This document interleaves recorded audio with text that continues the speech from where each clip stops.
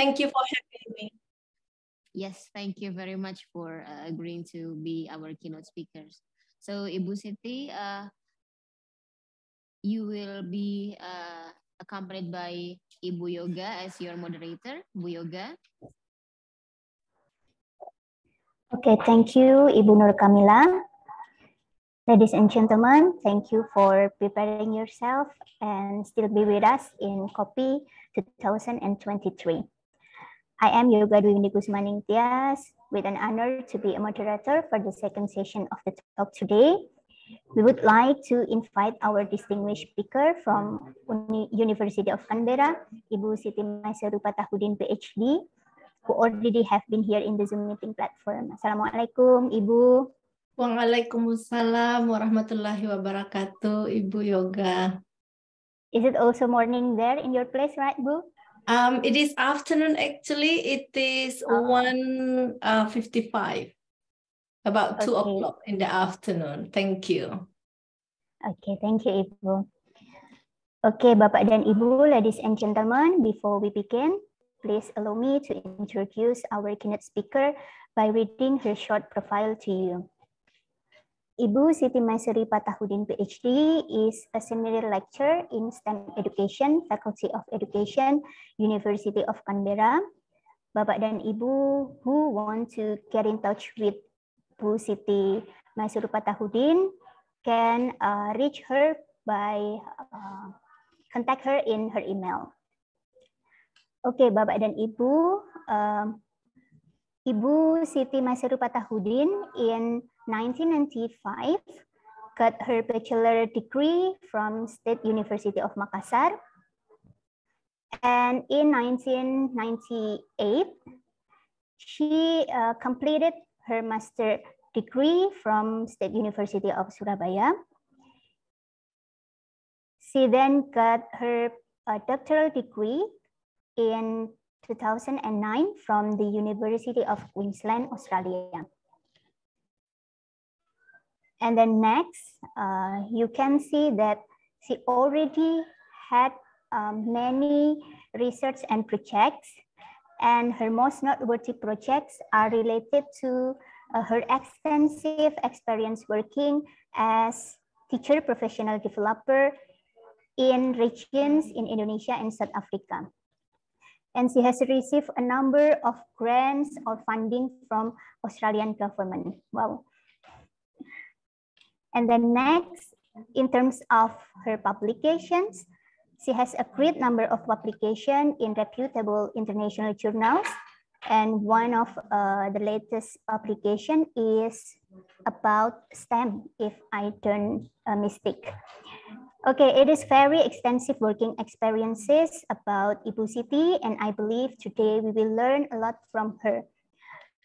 Okay, Bapak dan Ibu, for the following 45 minutes, we will listen to the talk from Ibu Siti, and it will be followed by question and answer session for about 15 minutes. For all the participants, if you have questions, feel free to write down your question on the chat box during the talk, so you don't have to wait until the talk ends to post your questions. Without further ado, please welcome Ibu Siti Maisaroh Patahudin. I will hand over to you. Thank you very much, Bu Yoga, for a very nice introduction about me. Assalamualaikum warahmatullahi wabarakatuh, and good morning, everyone.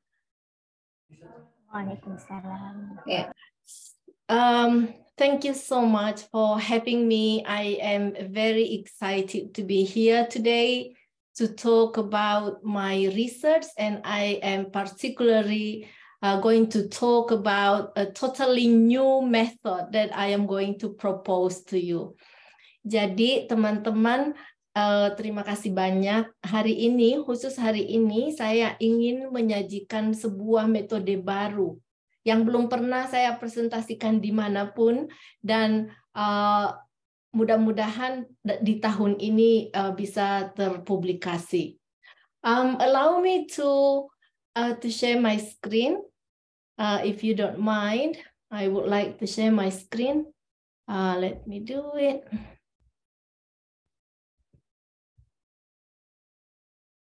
Okay. Let's see if you can see my screen. All right. Bu Yoga, is everything okay for my screen sharing? Yeah, Ibu, we already can see clearly your screen. Thank you so much. So this is the title of my talk today.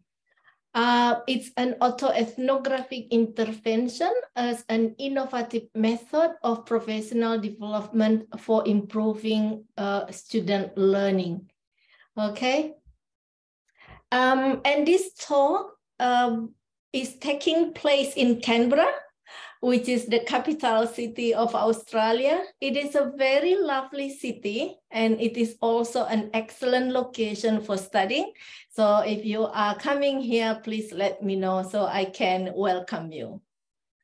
All right, and this is SERC. SERC is STEM Education Research Center. This is the name of our research center within the University of Canberra, Faculty of Education. I have had a privilege of working with renowned experts in the field of mathematics education and STEM education in this research center. So if you are interested in exploring our research center, if you want to know what we are doing here, what are the impacts of our work, feel free to visit our website, which is serc.edu.au. And in our center, so far, we have 5 Indonesian PhD students, all right? And one has completed her study. So the first one, Badrun from Jombang, Bu Ida from North Maluku. Some of you may know them. Pak Putra and Pak Wahyu from Mataram, and Bu Destina from Surabaya. And Bu Destina PhD, or Dr. Destina, is now working as a lecturer at Universitas Islam Internasional Indonesia in Jakarta. Okay, so we have, I also have another Indonesian PhD student from English lecturer from Kalimantan. I am the supervisor because the study is about teacher professional development. All right, so today I am here to share with you something that I believe is incredibly important. Okay, jadi hari ini saya akan menyajikan sesuatu yang saya yakini sesuatu yang amat sangat penting. So I want to take a few moments to share with you a personal story about the joy and the challenges of teaching. As you know, teaching can be very enjoyable, but it is very challenging. So I am here to also challenge you to think differently about a research methodology. Okay, we have so many research methodology in Indonesia. We often do. We often have experimental design, quantitative studies. Now I am going to offer you a new one. So I am going to challenge you to think differently about the research methodology. So today I am offering a new method of research, which is called autoethnographic intervention. So the following is the structure of my presentation today, okay? I will begin by defining autoethnographic study before discussing its benefits and challenges. I then present several examples from my professional experiences and will conclude with the responses to, so what does it mean for the teaching profession? Okay, at the end, we will ask, you are talking about this one, Bu Siti, you give us example, but so what? What does it mean for us for teaching profession? All right, so what is autoethnography? Autoethnography is a qualitative research method that involves the use of personal experiences and personal observations to understand a particular culture or a social phenomena. Okay, so we want to understand the phenomena, the social phenomena. It is a form of ethnography. So you may, some of you may be familiar with ethnography. So ethnography in which the researcher is also the subject or the autoethnography, the researcher is the subject of the study. Okay, but ethnography, autoethnography is actually combines the researcher personal experiences with critical analysis and cultural interpretation. So let me talk a little bit in Bahasa Indonesia, okay? Just to make sure that we are at the same page. Jadi dalam penelitian, metodologi penelitian itu umumnya dibagi menjadi dua ya, kuantitatif dan kualitatif study. Etnografi adalah salah satu metodologi penelitian kualitatif yang biasanya digunakan untuk memahami budaya baru.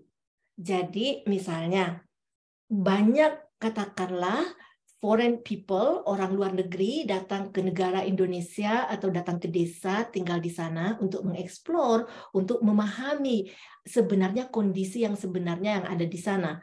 Jadi mereka tinggal di sana, mereka meneliti seperti apa. Jadi sama ketika saya melakukan PhD, when I did my PhD at the University of Queensland, I wanted to study about the mathematics teaching in Australia. Oke? Bayangin saya orang baru dari Indonesia melakukan penelitian di Australia. I want to understand the classroom, the mathematics classroom teaching. Lah saya seorang berada dari luar. Saya mau memahami seperti apa sebenarnya, sehingga saya datang ke sekolah, saya membantu guru, saya mencoba memahami dari dalam. Saya tidak melakukan misalnya melakukan penelitian eksperimen, tidak, tetapi saya berusaha untuk menjadi bagian dari kelas tersebut. Itu etnografi. Lah sekarang saya berbicara autoetnografi. Autoetnografi itu adalah semacam etnografi, mau memahami sistem, tetapi the researchers is also the subject of the study. Ya, kalau teman-teman biasanya meneliti, yang diteliti itu siswa atau yang diteliti itu guru, but autoethnography you are researching yourself. Okay? So autoethnography, researching yourself. So and also ethnography allows the researcher to provide a rich account of their personal experiences within a particular cultural context and to explore the meaning and the significance of those experiences. Ya, mudah-mudahan bisa dipahami. So autoethnographic intervention itu adalah sebuah studi, a self-study inquiry. Dalam hal ini yang saya lakukan untuk apa? Untuk memperbaiki pengajaran saya dan untuk memperbaiki pembelajaran calon guru saya. Ya, dengan center analisisnya itu adalah diri saya. What I did, what I planned, what happened in the classroom, how I navigated my teaching, how the students responded to my teaching, all of them were about myself. So, untuk bisa memahami itu, seorang autoethnographer itu harus melakukan systematic data collection, systematic observation. Ya, kita mengobservasi diri kita, kita mencatat apa yang kita lakukan. Kita frustasi, kita catat, kita enjoy, kita juga catat semua itu. Oke, dan kita melakukan retrospective analytical ethnography, yaitu melakukan analisis secara secara sistematis. Nah, untuk to be able to give reliability and confidence and in our analysis, triangulation is an important component. Ya, jadi because we are researching ourselves, we are interpreting our data, and therefore it can be subjective. Yeah, it can be biased. So we need a triangulation. When we interpret something, we can talk to our friends, we can talk to our students to triangulate our interpretations. So because what readers of ethnographic research rely on research subject. Ya, jadi pembaca itu kan bergantung pada apa yang kita tulis, sedangkan yang kita tulis itu adalah tentang diri kita. But sometimes this is criticized, or many criticized about the subjectivity of autoethnography, but it is actually a real advantage of researching our direct experiences. Karena yang terjadi itu adalah kita langsung mengalaminya, kita adalah orang pertama yang merasakan, ya kan, sehingga dia punya value yang sangat tinggi. Nah, now I am going to talk about the benefits, okay? The benefits of autoethnography. Pertama adalah personal insight, ya, pemahaman secara personal. Autoethnography allows us as a researcher to gain a deeper understanding of our own experiences. Teman-teman, every day we are busy, okay? Every day we have 24 hours every day. And sometimes we are busy and sometimes we don't have time to think about what we are doing and why we are doing it. Sesungguhnya belajar itu tidak harus belajar dari buku, kan? Bisa belajar dari pengalaman diri kita sendiri. Nah, autoethnography ini adalah alatnya. Ini alatnya. Dia memungkinkan kita untuk mendapatkan pemahaman yang lebih mendalam tentang pengalaman kita. Ya, melalui refleksi dan analisis dari pengalaman yang ada. The second one is cultural understanding. Kita membayangkan kita mengajar dengan siswa yang berbeda-beda, dengan konteks yang berbeda-beda, dengan budaya yang berbeda-beda, khususnya saya.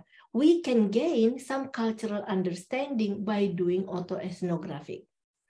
Another one, it can be a very unique perspective.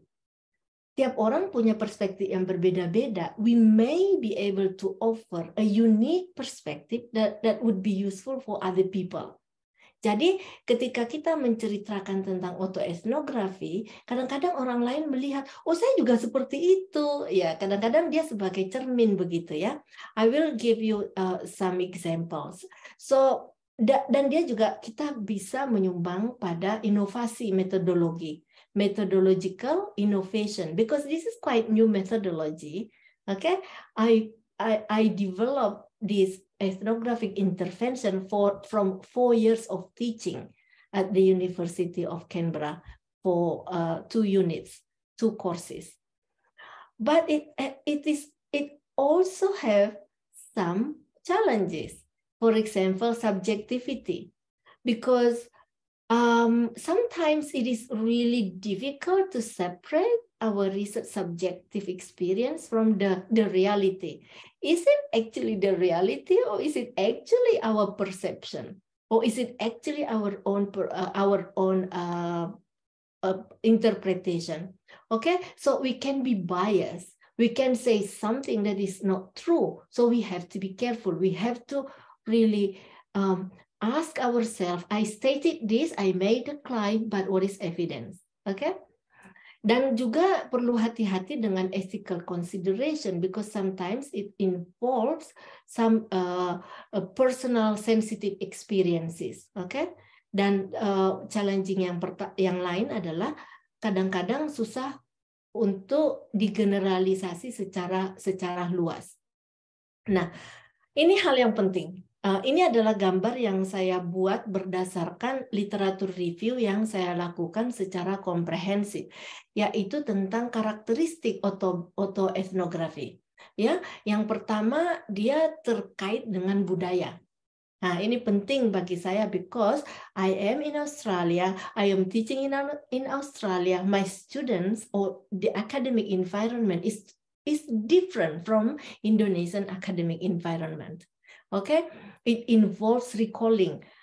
Kadang-kadang gara-gara mendapatkan suatu fenomena yang kurang, yang challenging, yang lumayan menantang, itu menyebabkan kita mengingat pengalaman-pengalaman sebelumnya dari budaya kita sebelumnya.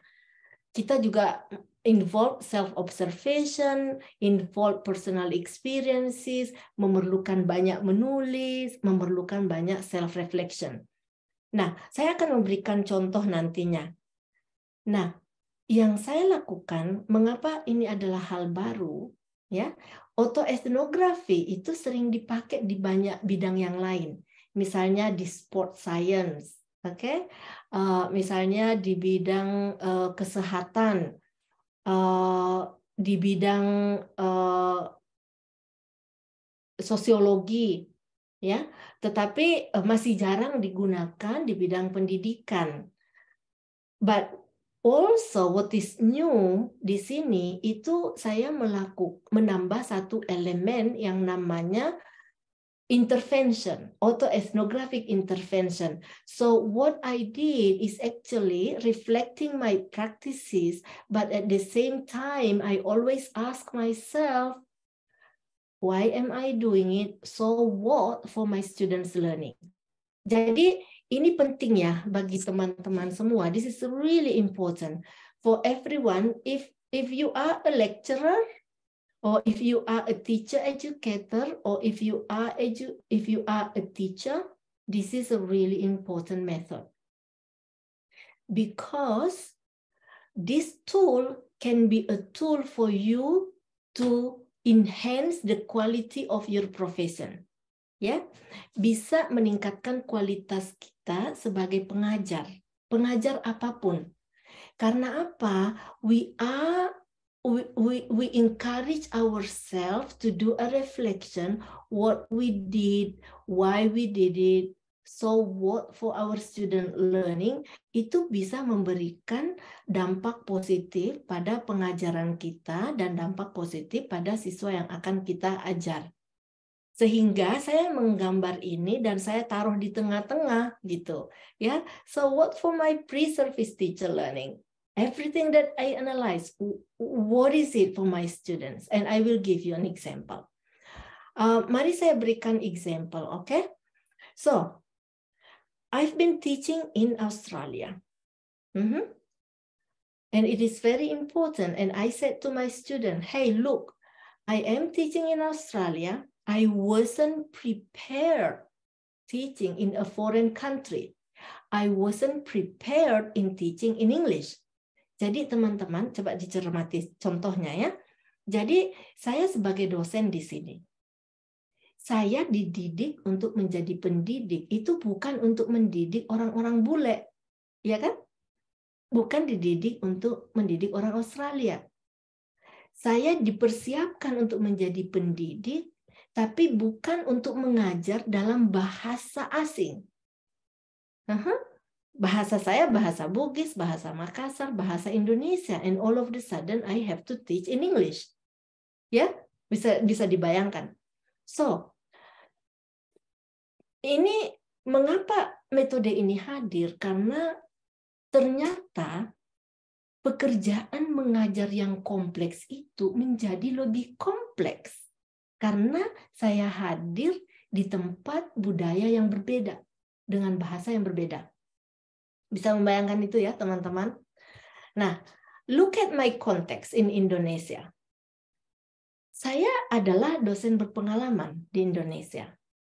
I have to say that I've got, let's say, an award as a good lecturer, as a good trainer. Ya, dapat katakanlah Saya memang ada record bahwa saya adalah dosen yang disenangi, dosen yang baik, atau trainer yang baik berdasarkan survei. Itu di Indonesia. Yang menarik lagi adalah tempat saya mengajar di Indonesia itu berasal dari mahasiswa-mahasiswa yang high motivating students, high performance students. Oke? Motivasinya tinggi untuk masuk ke universitas, mereka harus berkompetisi dengan ribuan orang untuk bisa masuk. Nah, yang menarik lagi adalah siswa di Indonesia itu cenderung jauh lebih pasif daripada di Australia. Oke? Kerjaan saya di Indonesia adalah selalu mencari strategi membuat peserta didik saya untuk aktif bicara, untuk mau berdiskusi, untuk mau ngomong, untuk mau bertanya. Nah, beda banget ya. Nah, coba dilihat. Dari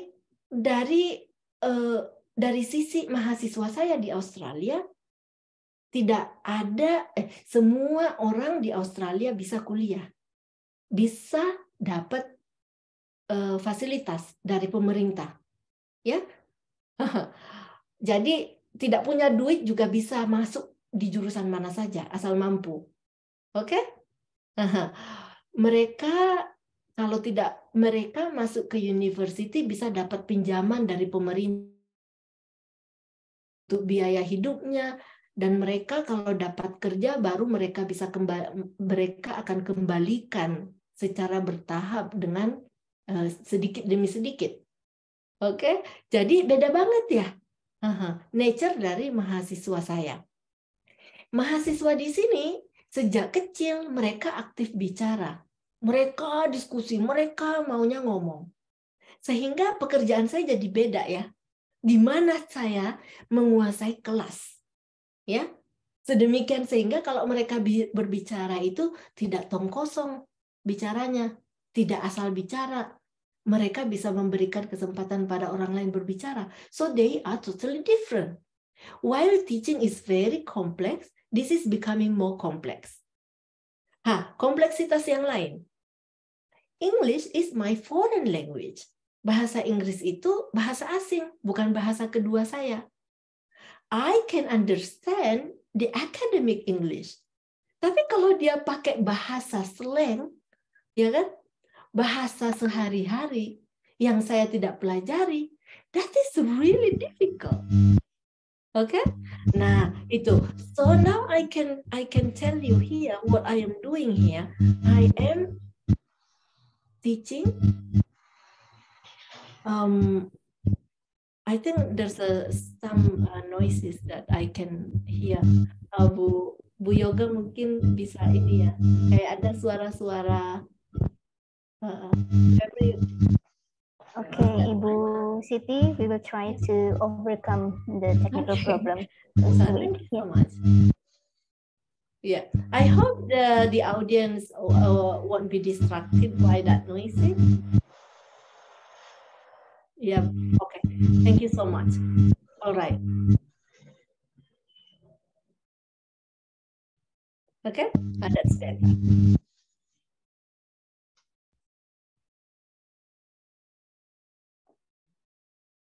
Okay, so that's better, I guess. Maybe we can mute the participants to remove the background noise. Are you happy, everyone? Thank you. Thanks. Thank you, Bu Yoga. Ibu, we already found the source of the problem. All right. So what I try to exemplify to you is about the different culture, okay?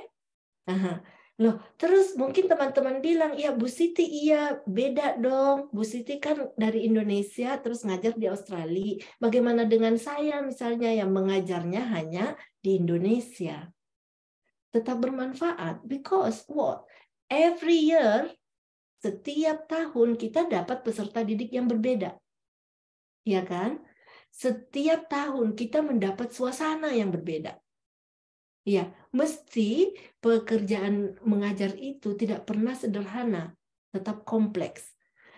Jadi ada kesamaannya. Mari saya jelaskan, oke? Walaupun berbeda, teaching itu have the same nature. Pengajaran itu punya nature yang sama, yang seharusnya sama. Pertama, dia seharusnya menjadi pekerjaan yang berbasis evidence. So when you say my students are happy, my students learn something, what are the evidence? Okay, evidence-based teaching is urgently needed. The next one, I think it is really important to link between the research and the teaching. Ya, perlu kuat kaitannya antara research dengan teaching. Jadi saya suka memberikan analogi pada mahasiswa saya calon guru di Australia. Saya bilang begini, mengajar itu penting, mengajar itu berat. Pekerjaan mengajar itu kurang lebih sama dengan pekerjaan pilot, oke? Saya bilang, berani enggak kalian naik ke pesawat kalau pilotnya tidak profesional? Mau nggak kalian menaikkan ke pesawat, naik pesawat atau keluarganya naik ke pesawat dengan pilot yang tidak profesional? Nggak berani kan? Sama dengan guru. Berani nggak kalian memasukkan anak-anak kalian ke kelas dengan guru yang tidak profesional? Nggak berani. Sebenarnya kurang lebih sama, berbahaya itu pekerjaan mengajar kalau nggak bagus begitu. Persoalannya, ini teman-teman lihat, kita tidak mungkin dipersiapkan secara penuh untuk bisa mengajar secara profesional. Sama dengan kasusnya Bu Siti tadi. Bu Siti nggak dipersiapkan untuk tiba-tiba mengajar di luar negeri. Iya kan? Bu Siti tidak dipersiapkan untuk mengajar dengan bahasa asing, bahasa yang baru kurang lebih 10 tahun dia pelajari gitu kan. So what does it mean? Pekerjaan mengajar itu perlu secara dibarengi dengan ilmu. Harus dikaitkan dengan penelitian. So the link between research and teaching has to be strong. Nah, hal yang lain adalah yang memotivasi saya melakukan penelitian ini adalah karena kan kita belajar by doing. Banyak hal yang kita pelajari itu kita baru pelajari ketika kita sudah di lapangan. Oke?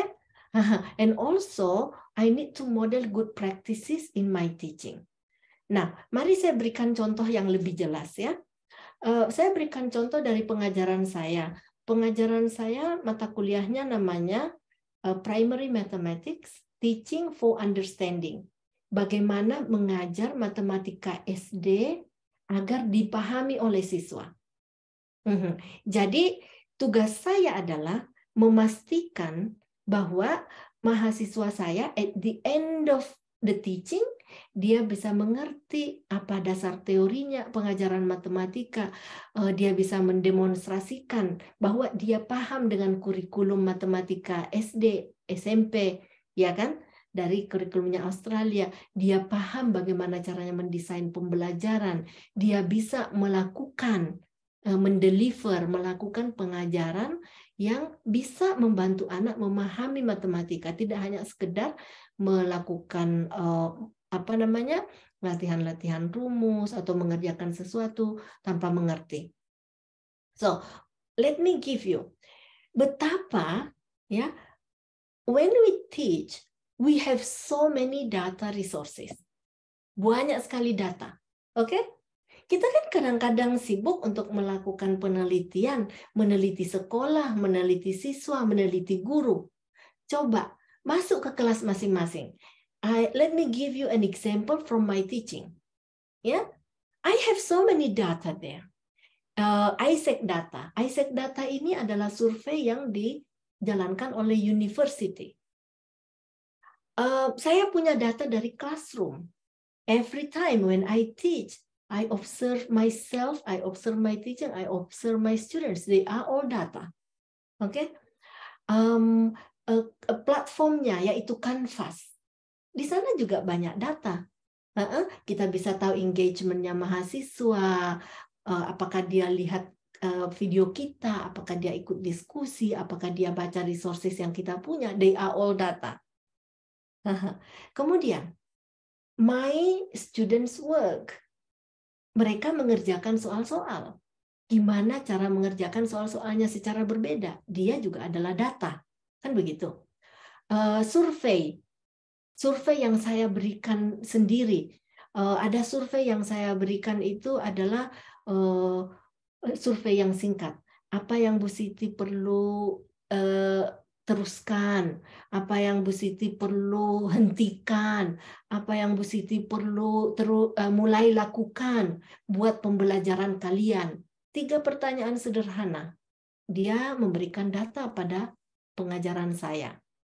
Belum lagi data dari teman mengajar saya yang saya undang untuk menonton pengajaran saya. Oke? Selama di UC saya panggil kesempatan, saya memanggil teman-teman saya yang pakar-pakar untuk hadir di kelas saya, untuk melihat seperti apa pengajaran saya, untuk mencermati pengajaran saya, gitu ya, untuk mengobservasi, untuk melihat kekuatan saya di mana, kelemahan saya di mana. They are all data.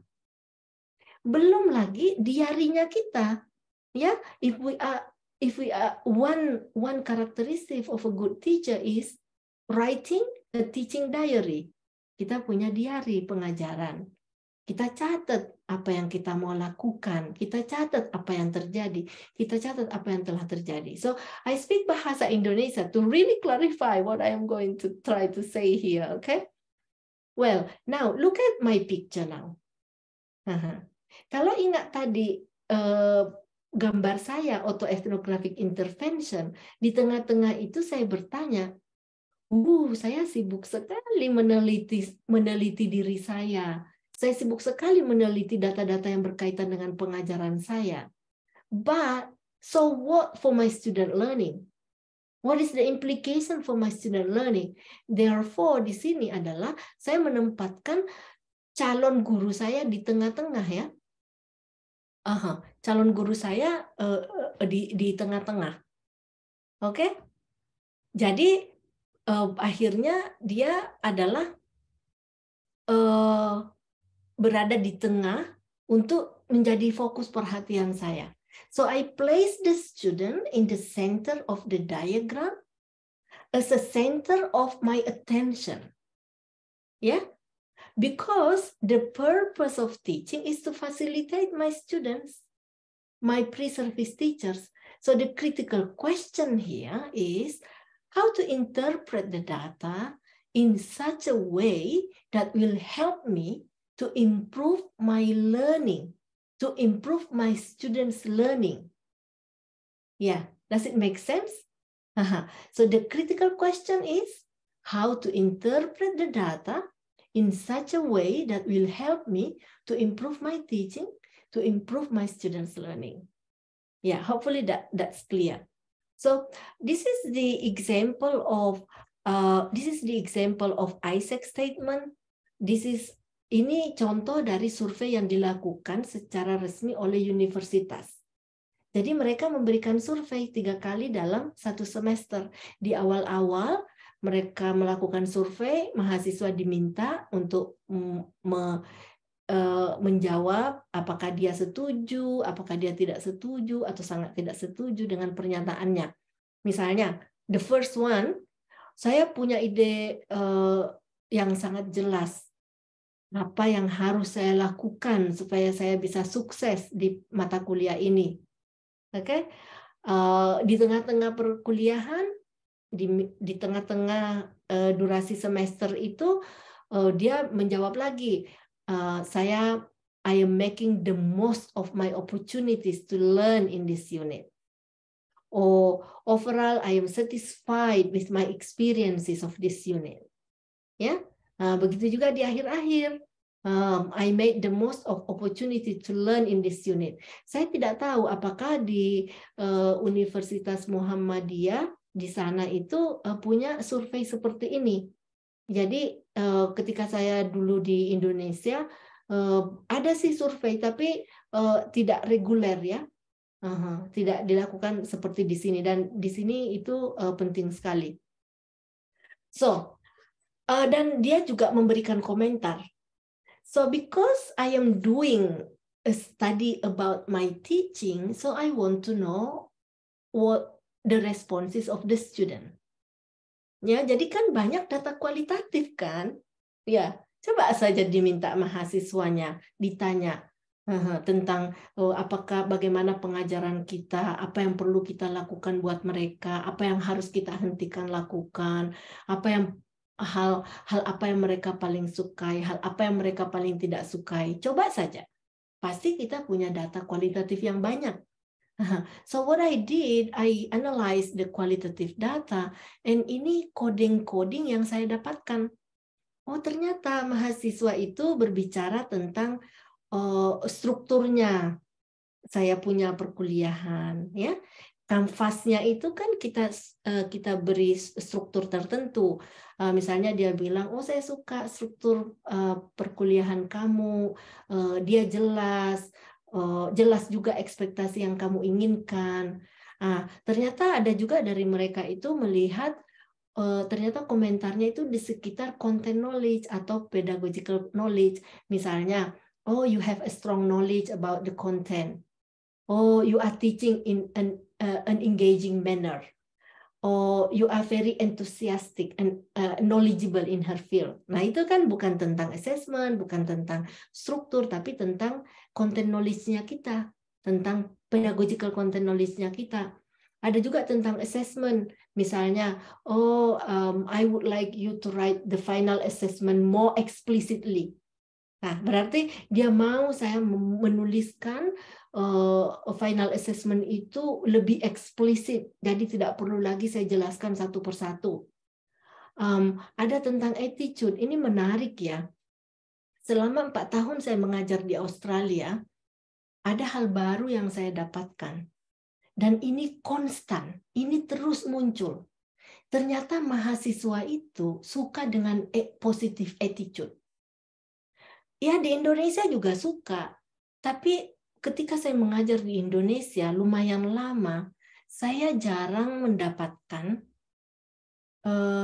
respon yang berkaitan dengan attitude.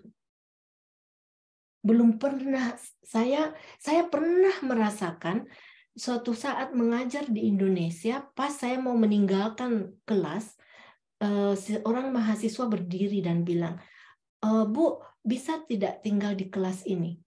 Saya mau memberikan komentar. Komentar saya adalah, saya tuh sudah lama sekolah, ya, tapi baru kali ini saya tuh merasakan bahwa saya itu capable, saya itu kreatif. Itu saja yang ada di kepala saya, yang benar-benar lengket di kepala saya, di mana itu kaitan dengan attitude, bagaimana kemampuan kita memotivasi mahasiswa. But di Australia ini banyak, ternyata attitude itu penting sekali. Ya, dia sangat notice attitude kita ketika kita friendly, ketika kita nyiapin waktu kita untuk membantu, ketika kita mengakui bahwa apa yang kita lakukan itu kayaknya kurang tepat deh. Jadi ada yang mengatakan bahwa banyak guru yang tidak mau mengakui kelemahannya. Kalau saya kadang-kadang sedang mengajar, oke, saya hentikan mahasiswa. Oke, what is going on here? Kok jadi ribut? Ada apa nih jadi ribut? Saya hentikan mereka dan kemudian saya melakukan refleksi. Lihat, saya bilang ke mereka, lihat, saya sudah kerja keras nyiapin pengajaran saya sudah siapkan semuanya. Tapi kenapa dalam beberapa menit yang lalu kelas itu jadi ribut? Tahu enggak mengapa kelas itu jadi ribut? Itu gara-garanya adalah karena saya kurang jelas memberikan instruksi. Sehingga saya memberikan alat peraga sebelum semuanya jelas. Jadi kalian ribut dengan alat peraganya. Seharusnya saya jelaskan dulu, alat peraga belum saya berikan, lalu saya harus kontrol kelas ini. Nah itu, ternyata attitude itu dicatat oleh mahasiswa ya. So that kind of attitude. So all of that I gain insight because I did an auto-ethnographic intervention. Itu terjadi karena saya ditantang oleh budaya yang berbeda. Kalau saya mengajar ketika di Indonesia, I had too many assumed knowledge. Terlalu banyak asumsi yang saya pegang. Mahasiswa senang kok dengan pengajaran saya. Cara mengajar saya jelas kok. Saya itu melakukan banyak sekali asumsi. Ya, nangkap ya. Berasumsi, kalau siswanya senyum-senyum, happy-happy saja tuh mahasiswa saya. Saya menjelaskan tidak ada yang bertanya, ya jelaslah ini. Padahal boleh jadi cara saya menjelaskan itu belum koheren. Oke? Tapi gara-gara saya ditantang oleh tantangan yang berat, saya harus mikir banyak. Nah, I am presenting this method because I want you to take away that teaching is complex dan perlu mengurangi asumsi-asumsi. Oke? This is the method that I am offering today. Jadi banyak sekali data-data. Ini juga contoh data di mana setelah workshop saya berikan kepada mereka pertanyaan. How do you feel about the first workshop today? What should I do? What should I continue doing? Ternyata mereka suka, Siti kamu harus terus bertanya, kamu perlu memberikan contoh yang mengilustrasikan teori-teori seperti yang kamu lakukan hari ini. Saya suka dengan aktivitas grup hari ini, oke lanjutkan itu. Saya suka stylemu, saya semangat kalau mengajar. Saya lompat ke sana, kalau ada sesuatu saya cepat masuk ke siswa, ke mahasiswa, atau saya kebetulan temboknya itu bisa dipakai nulis, jadi saya punya fleksibilitas untuk nulis di mana-mana, begitu kan? Karena bukan cuma papan, tapi temboknya juga saya bisa tulis. Kadang saya sengaja nulis di depan, kadang lagi sengaja nulis di belakang, sehingga mahasiswa harus muter badannya untuk bisa memperhatikan. Saya kalau misalnya lagi saya angkat tangan, semua pada diam, semua pada angkat tangan. Itu dia suka dengan style-style itu, ya. Jadi saya harus continue doing it. Workshop 2 juga saya juga bertanya apa yang kamu enjoy, apa yang perlu dilakukan, dan lihat data menarik lagi coba, ya. Kalau online teman-teman menggunakan platform online itu kan banyak datanya, seperti kami menggunakan Canvas. Jadi bisa dilihat, unit materialnya dia ngelihat nih materi-materi yang saya posting. Ternyata rata-ratanya jauh lebih tinggi dari mata kuliah yang kurang lebih selevel dengan mata kuliah saya. Ternyata dia berpartisipasinya tinggi tuh. Lihat, itu garisnya adalah average kan? Padahal punya saya itu jauh melebihi average, bahkan 3 kali lipat. Nah, data ini saya bawa ke kelas. Saya berterima kasih ke mahasiswa saya. Saya bilang ke mereka, saya bangga sekali dengan kalian ya. Coba lihat, kalian aktif. Nah, saya membawa data itu ke sekolah, ke kelas begitu. So, I think I've talk a lot. Nah, hal lain yang saya dapatkan adalah ketika COVID, ya, ketika COVID menyerang, tiba-tiba kita harus pergi ke online teaching. Overall satisfaction-nya mahasiswa sangat menurun. Oke? Dia menurun sekali. Jadi padahal kerjaan saya menyiapkan pengajaran itu jauh lebih berat ketika saya mengajar online daripada mengajar face to face. pekerjaan itu sangat berat, jauh lebih repot, tapi tingkat kepuasan mahasiswa jauh lebih rendah. This is important. We need to research. Jadi, mengapa seperti itu? Lalu apa yang harus dilakukan? So, autoethnographic intervention, tell me something. Ya, nah teman-teman coba dilihat. Gara-gara autoethnographic intervention, saya berpikir kalau saya mengajar online selama 1 jam, ditambah lagi tutorial selama 2 jam, 3 jam mereka online, itu berat. So what I did? I recorded my lecture. It is called pre-recorded lecture. Ya, pre-recorded lecture. Tapi mengajar dengan pre-recorded lecture itu jauh lebih berat daripada mengajar di kelas. Mungkin karena saya belum terbiasa dengan mengajar online. Tetapi tahu sendiri kan, matematik itu kan bagi banyak orang itu susah. Iya enggak? Bagi banyak orang susah. Padahal kalau saya mengajar calon guru, misi saya pertama adalah membuat jatuh cinta pada matematik. Membuat mereka excited dengan matematik. Berarti kalau saya hanya ceramah doang, recorded lecture itu bisa membosankan. I have to find lots of multiple representation. I have to make sure that what I said and what I presented are closely aligned. Dan ternyata dengan autoethnographic intervention ini, karena niat baik saya untuk membantu mahasiswa saya, justru itu membantu diri saya. Sebab saya jadi terbantu untuk sebenarnya melatih komunikasi bahasa Inggris saya secara bagus. Iya enggak? Karena kan di pre-recorded. Dia nggak bisa ngelihat saya kalau dulu di kelas mungkin ada salah-salah sedikit bahasa Inggrisnya, they don't care gitu kan. Tapi kalau di recorded lecture itu jadinya saya harus benar-benar merancang. Tapi itu artinya I did learn by doing, sehingga pre-recorded lecture saya disenangi oleh mahasiswa. So from there, then I have lots of ideas how to improve my teaching. Ya, karena hal yang menarik adalah survei. Jadi survei saya itu yang paling saya suka itu survei dari ide dari pengamat saya. I had a lecture from America, from the USA. When she observed my teaching, I asked her, what kind of question can you ask the student to give you feedback?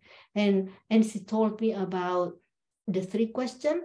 What do you need to continue doing, stop doing, start doing? Itu ternyata bagus karena I can see what I have to stop doing. Ya, kalau mahasiswa bilang, can you please stop include images in the quiz? Bisa nggak sih kamu jangan masukkan gambar di kuis itu karena itu merugikan saya. Laptopnya nggak muncul gambarnya itu. Nah, kan we have to do it because we are teaching for them. Iya kan? Misalnya mereka mengatakan stop doing. Kalau online teaching itu saya nggak mau dipanggil tiba-tiba. Oke? Karena saya jadi nervous gitu. Nah, kan harus di stop doing because the student impacted negatively on students. Nah, ini contoh analisis dari sejumlah analisis yang saya lakukan begitu ya, dari kualitatif analisis itu. Yang pasti saya bisa melihat positif aspek dari my teaching, kemudian perubahan-perubahannya. Misalnya, saya berikan contoh ya, yang orange ini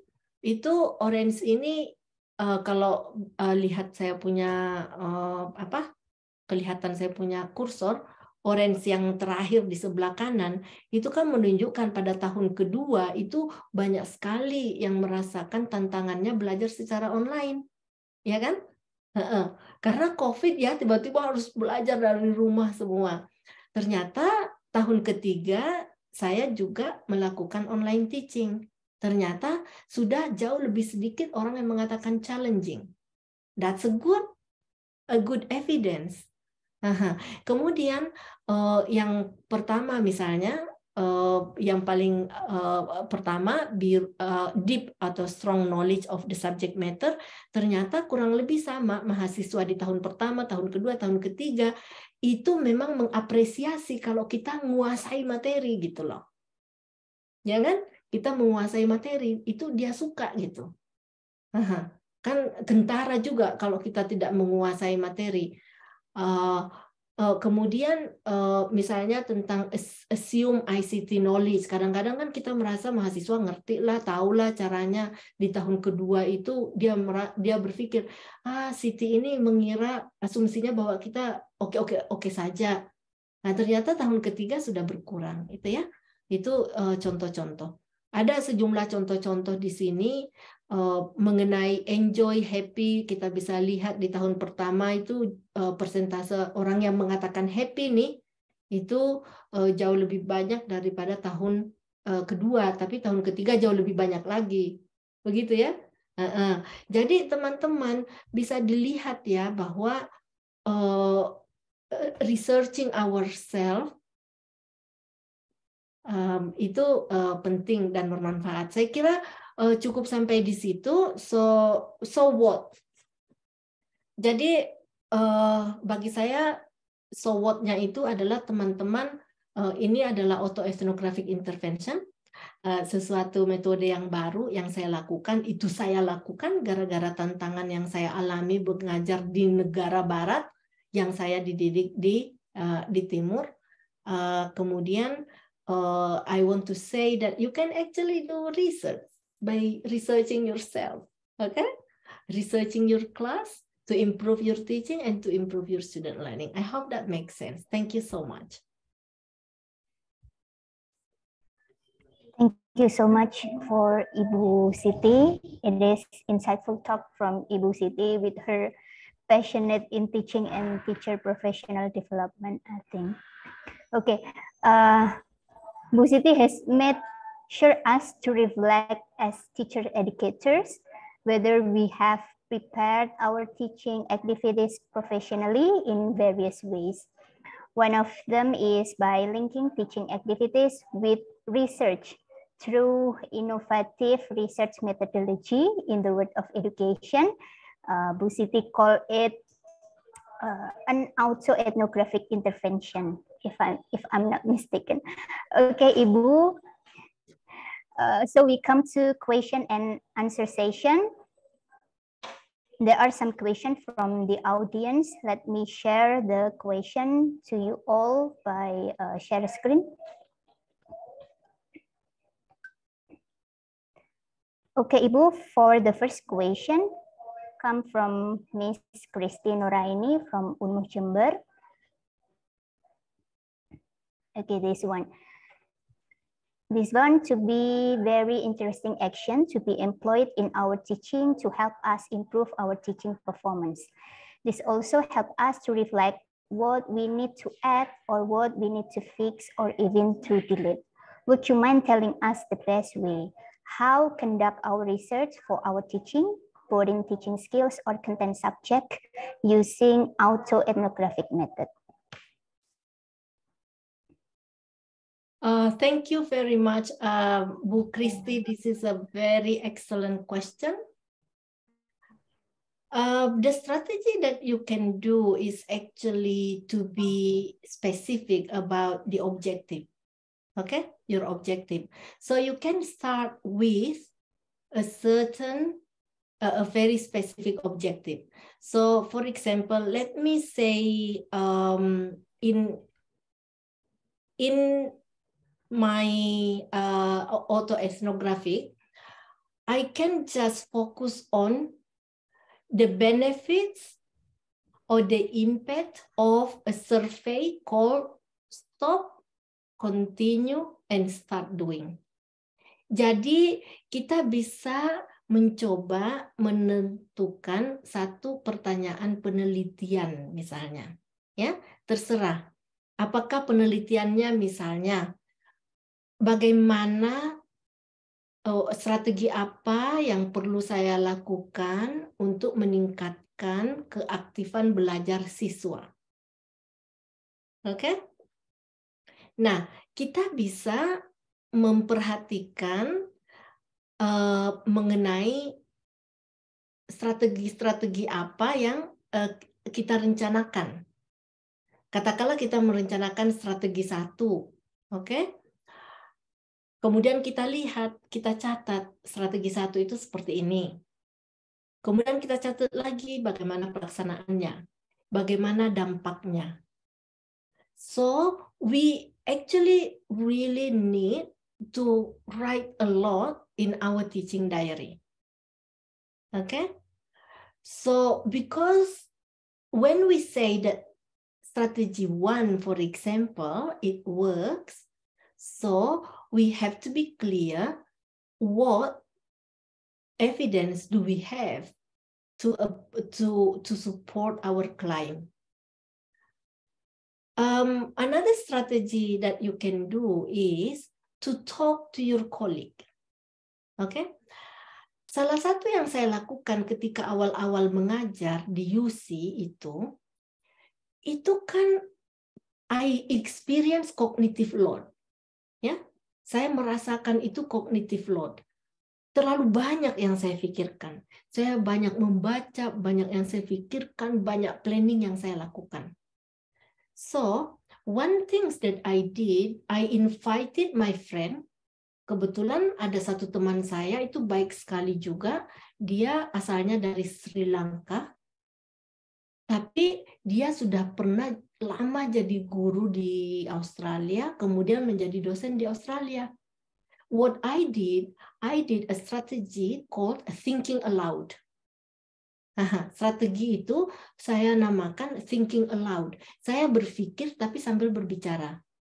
So, at the beginning of my teaching, saya biasanya mengundang dia untuk duduk bersama saya, kemudian saya ceritakan kepada dia apa yang akan saya lakukan dari awal hingga akhir.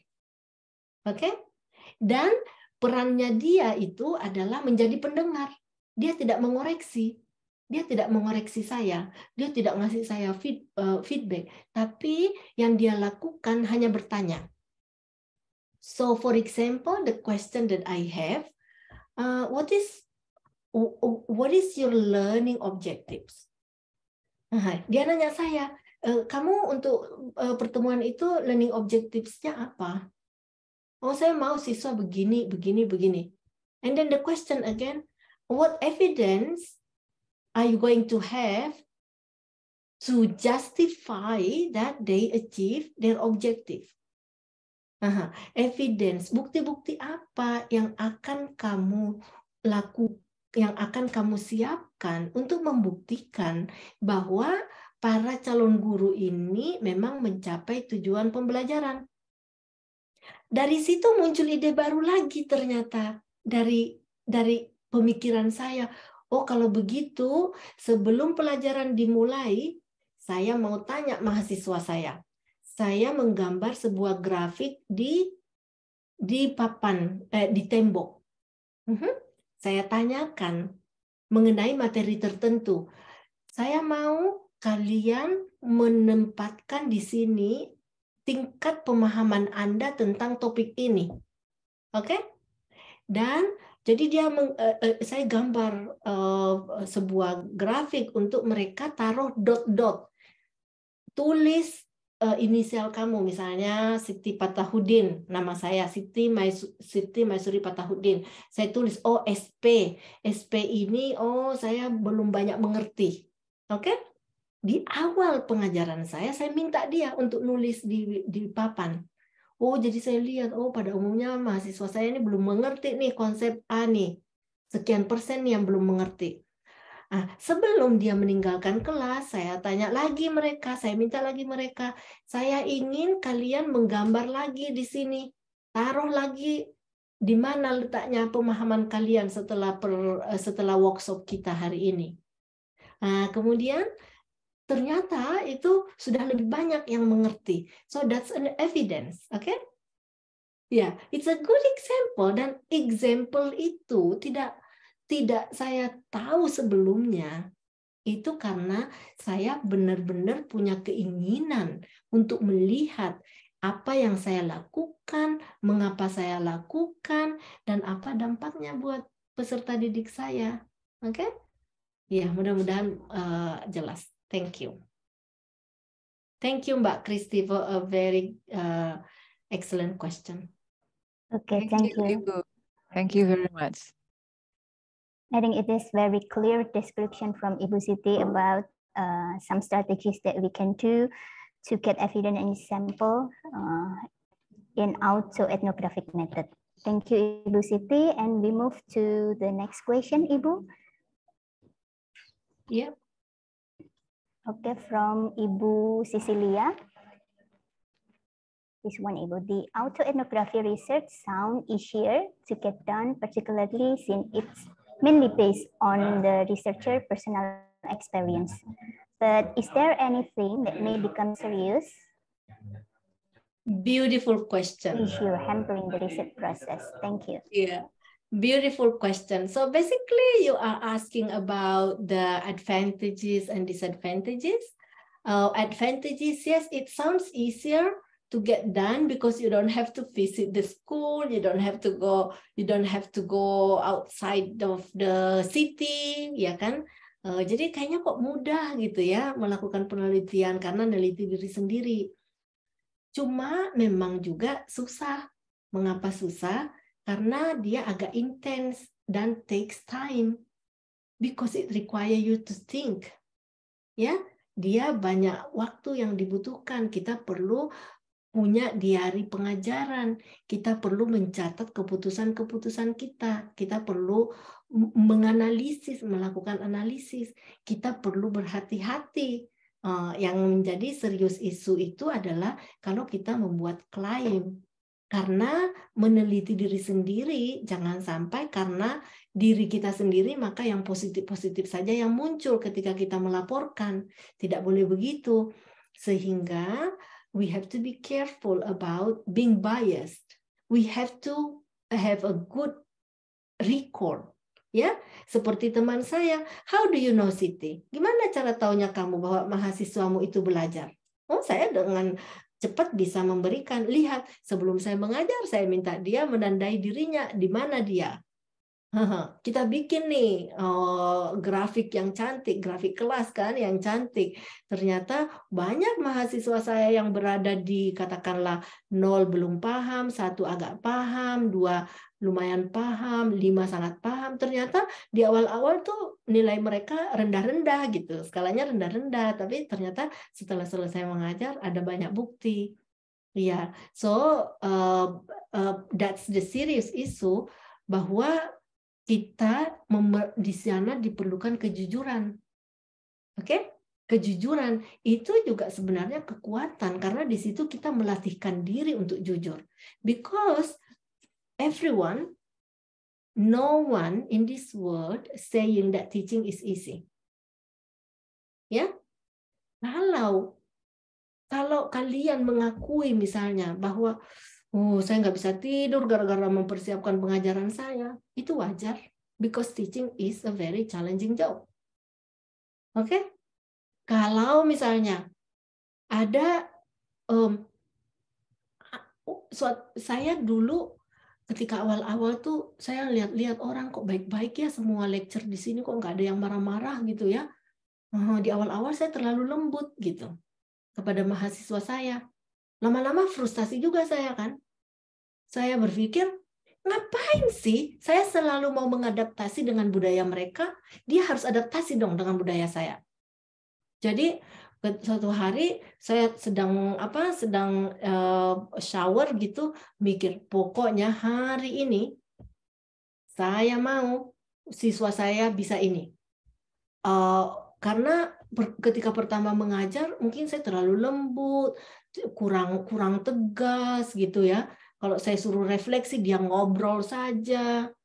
Akhirnya saya bilang, belum lihat ya, belum tahu. Saya dosen tegas sebenarnya nggak ada di Indonesia dulu.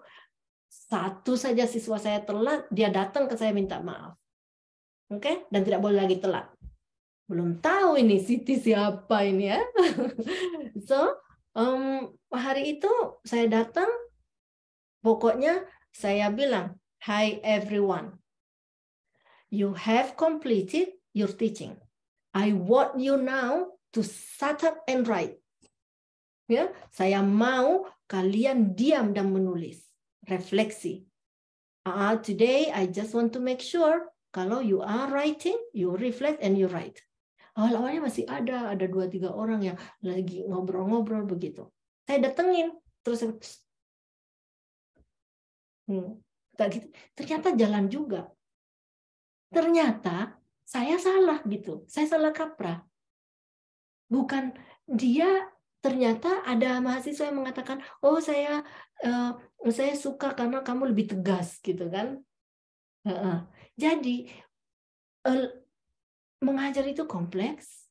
Kalau kita mengalami tantangan, kadang-kadang kita malu juga gitu. Aduh, kok saya tadi begitu ya? Harusnya begini. That's okay. That's the learning. Oke? Jadi saya tuh di Australia itu kayak jadi guru baru lagi gitu loh. Jadi kalau teman-teman itu guru baru, yakinlah kalian itu akan belajar ketika baru pertama kali mengajar, baru semester itu mengajar, ya. Di awal saya berpikir, loh, saya kok ya nanya, terus kok mahasiswanya nangis, kaget juga kan? Kirain mahasiswa-mahasiswa itu kuat gitu dan lain sebagainya. Loh, kok nangis? Ternyata untuk mahasiswa itu saya jadi sadar, oh ya kalau memberikan feedback tuh ke mahasiswa, hargai dulu, puji-puji dulu, liatin dulu, ininya, oh ya kamu sudah ngerjakan ini ya, kamu ini ya, well done dan sebagainya. Nah bagian yang perlu kamu perbaiki ini. Ya, jadi kan biasa tuh di Indonesia kadang, ya Allah mahasiswa setengah mati, dosen yang komplain, you can't do that. Kan culture-nya beda gitu ya. Sudah terbiasa untuk dihargai dan lain sebagainya. Alright, and through research I understand that better. Thank you.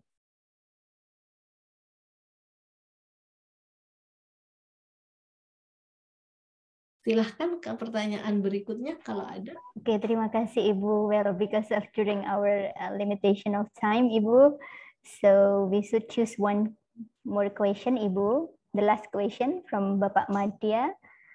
Please, if you don't mind, Pak Madya could ask directly to Ibu Siti. You can unmute yourself, Pak Madya. Okay, thank you for the time, Miss. Aduh, saya lagi nih. Ngapunten, mohon maaf, Siti. Ini sebenarnya saya sudah tulis di chat. Luar biasa sekali untuk menambah wawasan baru saya ini dengan autoetnografi di sini. Mungkin yang pertama, sebenarnya ini saya ada 3 pertanyaan jadi satu, Bu, menyambung ini. Can you give some examples of the assessment method in autoethnography that you already done? And then the second one, is it possible to combine autoethnography and phenomenography? Because I think it's a bit similar, yes. And how to apply it in our teaching method? Because yeah, your experience is wonderful, so it is really inspiring. Thank you. Thank you very much, Pak Madya. Thank you. It is really a very insightful question. So some example of the assessment method in autoethnography. So it is really an assessment method of autoethnography. So I guess what I would say, the example of assessment is really questioning about the validity and reliability of the data. When you say something, it is that really the fact, or is it really interpretation, your own interpretation? So I guess here it is related to triangulation. What is really key here? It's about triangulation. So triangulation here, or assessing assessing the validity of your data is to check between the data. For example, let me give you an example. Let's say for a certain strategy that I applied in the classroom, okay? Kadang-kadang tuh dengan strategi yang sama, kok mahasiswa ada yang positif banget, positif sekali responnya, tapi ada juga yang negatif. So, gimana nih cara mengaksesnya? Yang saya lakukan adalah membawa kedua data itu di kelas dan meminta mereka untuk mencermati. Saya katakan, lihat data ini. Satunya mengatakan strukturnya bagus sekali, yang satunya mengatakan strukturnya tidak bagus. Padahal dosennya sama, kanvasnya sama, waktu belajar di kelasnya sama. Kenapa bisa demikian? Oke? Sehingga kita menginvite mahasiswa juga peserta didik untuk melakukan assessment terhadap data-data yang ada. So what is the reality? What is the reality? Ternyata justru mereka yang melakukan diskusi. Misalnya, oh ya, karena kamu datang workshop tanpa mendengar lecture, sehingga kamu tidak merasakan strukturnya itu, begitu ya? Jadi misalnya, oh ada yang mengerjakan lesson plan, ada yang tidak mengerjakan lesson plan. Ya, saya katakan kepada mereka, tolong bantu saya untuk memahami fenomena ini. Kenapa? Instruksinya sama, ada yang mengerjakan, ada yang tidak mengerjakan. Ternyata mereka berdiskusi. Oh ya, yang satunya yang mengerjakan, ya saya juga sibuk, oh saya harus kerja, oh saya menjaga saudara saya yang sakit, tapi kenapa kok saya bisa selesaikan lesson plan ini? Karena saya usahakan dalam seminggu bertemu dengan teman saya di kafe dan diskusi. Jadi begitu ya. Jadi data-data itu kita mau mengatakan, pengajaran saya sudah baik, struktur saya sudah baik. Gimana cara assess kalau itu sudah baik gitu? Perlu dieksplor lebih jauh gitu ya. Kemudian saya mohon maaf untuk fenomenografi itu saya belum pernah mendalami.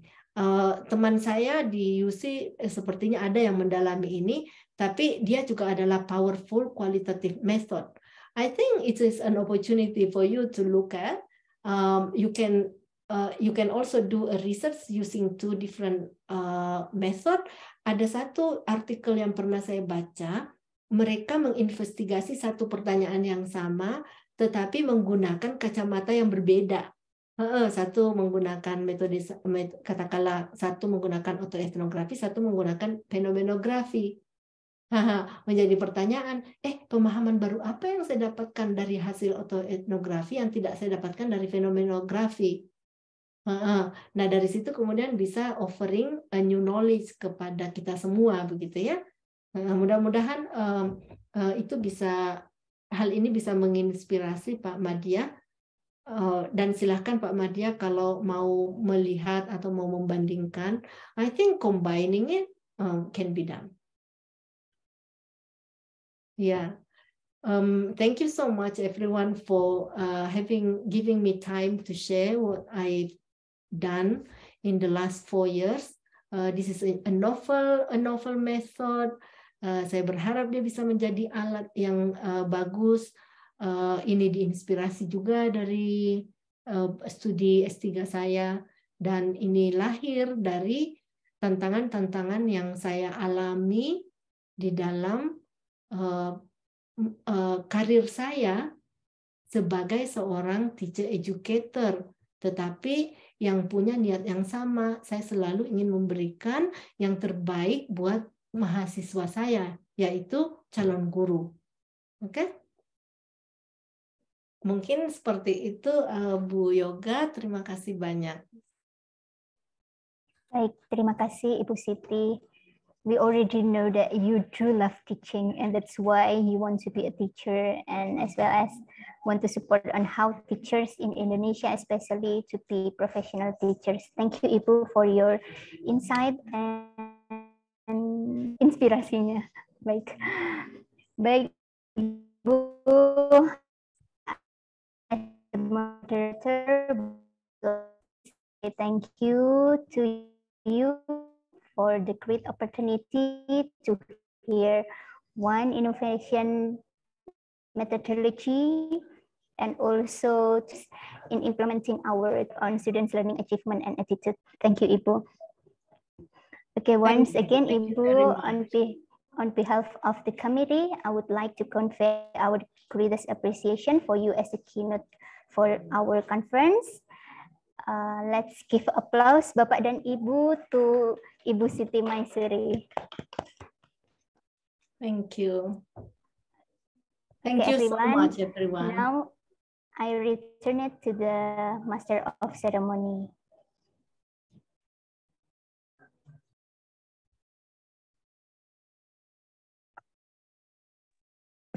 Thank you very much. Thank you very much, Ibu Yoga and Ibu Siti for such a great keynote. And we believe everyone could make use of it and also be useful for teachers, teacher educators, also student teachers. Bapak dan Ibu, all the participants and presenters. Yeah, before we close the first session of the day, before we go into the break, let's have a short photo session. You please turn on your camera so we all could have, we could have one picture together with everyone. Wait a minute. Okay, let me start from the first page.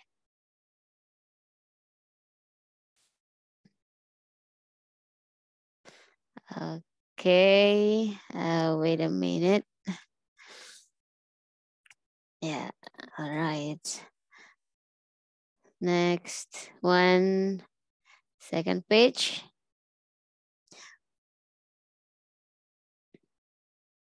Okay.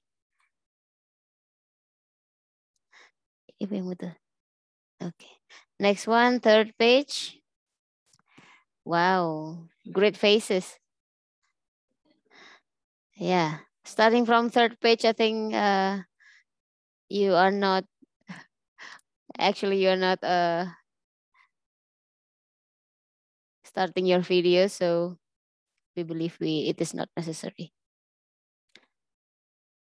All right, thank you very much. It's such an honor to have you, Ibu Siti, in our conference. Terima kasih, Ibu Siti. Semoga bisa bertemu secara in person di kesempatan yang lain. Thank you everyone. Terima kasih, Bu Siti. Thank you very much. Jika ada nanti partisipan dari Kopi yang ingin main-main ke Canberra, bisa menghubungi Bu Siti. Iya.